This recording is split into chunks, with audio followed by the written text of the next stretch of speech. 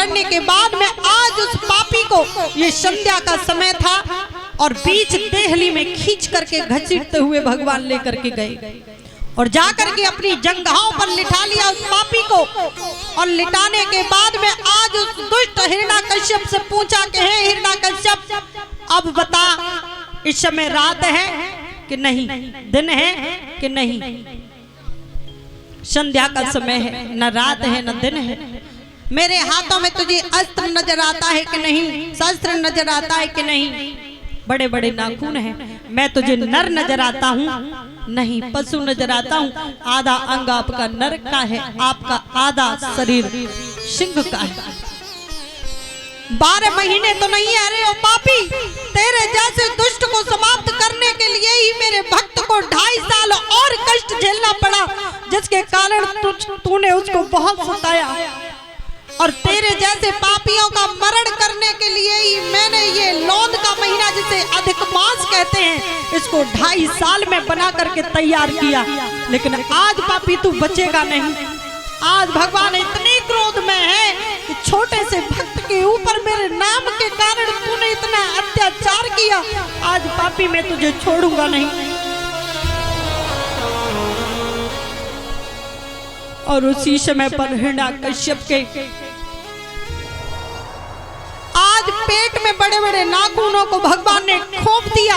और खोपने के बाद में उसकी आत्माओं को निकाल करके, उसकी अंकुड़ियों को निकाल करके अपने गले में डाल लिया और उसका रक्त भगवान पीने लगे। लेकिन फिर भी उन्हें शांति नहीं आई। आज भगवान इतने क्रोध में है। ये केवल प्रहलाद की ही बात नहीं है। जब जब कोई अगर भक्त को कोई दुष्ट सताता है तो प्रहलाद की जैसे रक्षा किया करके भगवान चाहे कौन से भी रूप में आए, लेकिन आकर के उसकी रक्षा जरूर करते हैं। आज उस पापी को मार दिया और मारने के बाद में आज जब सभी देवता खड़े हुए हैं, सभी देवताओं ने भगवान से कहा प्रभु शांत हो जाइए। लक्ष्मी जी से कहा कि तुम शांत करवा दो। तो याद रखना, लक्ष्मी जी कहने लगी इस समय मैं भी उनको शांत नहीं करवा सकती हूँ। तो प्रहलाद से प्रार्थना की। आज प्रहलाद गए तो भगवान ने सोचा कि अगर मैंने इसे अपने हाथों से पकड़ा तो इस समय हिरण्याकश्यप के जो पाप हैं उनसे मेरे हाथ जल रहे हैं, मेरा भक्त जल जाएगा। तो उसी समय पास में गूलर और महुआ के 2 वृक्ष खड़े हुए थे, उनमें नाखूनों को खोप दिया। तो आज वो वृक्ष जलने लगे और कहने लगे प्रभु हमारी रक्षा कीजिए।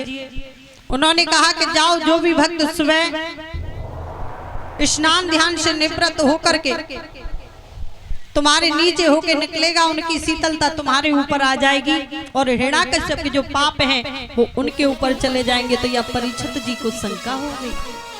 परीक्षित जी कहने लगे हैं कि वैसे तो गूलर और महुआ के वृक्ष के नीचे कभी निकलना नहीं चाहिए, लेकिन अगर भूलवश निकल जाए तो इसके लिए कोई उपाय भी तो होगा।